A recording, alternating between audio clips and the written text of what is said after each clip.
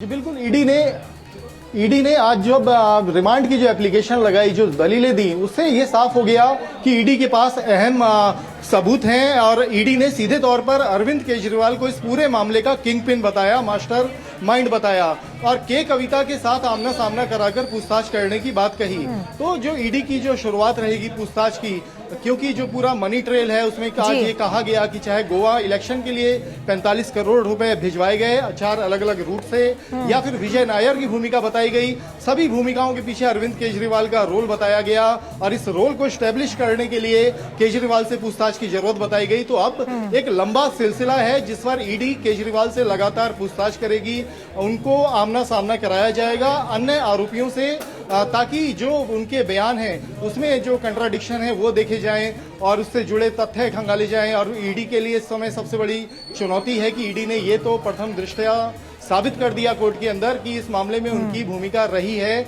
इसी वजह से पीएमएलए सेक्शन में रिमांड की परमिशन भी दी कोर्ट ने और अब उससे संबंधित साक्ष्य और गवाह जुटाना ईडी के लिए सबसे बड़ी प्राथमिकता है। हालांकि ईडी दावा कर रही है कि उनके पास गवाह हैं, अप्रूवर हैं, लेकिन जो आज भी ये बात कही गई कि इस मामले में बड़ी संख्या में एविडेंस मिटाए गए, इलेक्ट्रॉनिक एविडेंस को नष्ट किया। सारी चीज कंसीडर करके 6 दिन का रिमांड दिया है और अब वो 28 तारीख को यहाँ पेश होंगे दोबारा 2 बजे।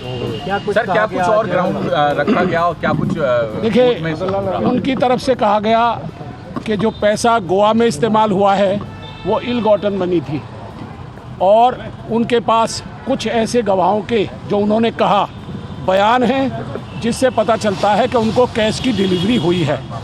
परंतु हमारी तरफ से जो वकील साहिबान थे उन्होंने कहा कि इसमें कहीं भी अरविंद केजरीवाल जी का ना पहले कभी नाम था ना आज के दिन का नाम है और जिन गवाहों के बयान ईडी ने रिकॉर्ड किए हैं उनमें भी उनका नाम कहीं नहीं है।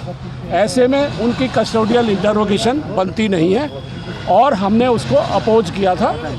पर अब 6 दिन का चूंकि रिमांड हो गया है, जज साहब ने कर दिया है, इसलिए अब वो 28 तारीख को यहाँ पेश होंगे। ठीक है, एक सेकंड सर, एक हमारे साथ नहीं। अरे यार तो मेरी जिम्मेदारी है और किसी जिम्मेदारी है। ठीक है, तो वकील साहब को आप सुन रहे थे, उनका कहना है कि आज के दिन को मिलाकर 6 दिन की जो है वो रिमांड है, कुल 7 दिन की रिमांड है।